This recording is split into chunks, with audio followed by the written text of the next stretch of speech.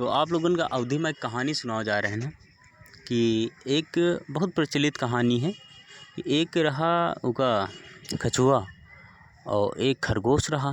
तो कछुआ और खरगोश जो है दोनों लोगों में रेस लाग कि को आगे जाई को आगे जाई को आगे जाई। तब का हुआ कि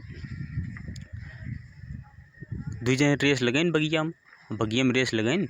तो एक मेढ़ी से लेके दूसरी मेढ़ी तक रहा रनी कि ये मेढ़ी से लेके वही मेढ़ी तक पहले को पहुँची।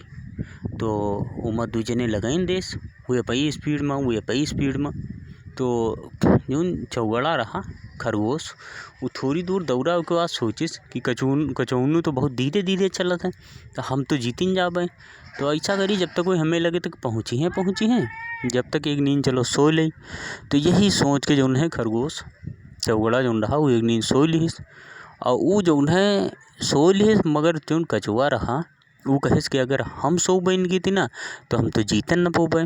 तो वो का कहिस वो जौन है चलत रहा और खरगोश जौन रहा चौगड़ा वो सोवत जब चौगड़ा सोए के उठा तो देखिस कि कछुआ जौन रहा वो पहुँच गवा मेढ़ी तक सरहद तक जहाँ तक शरत लाग रही।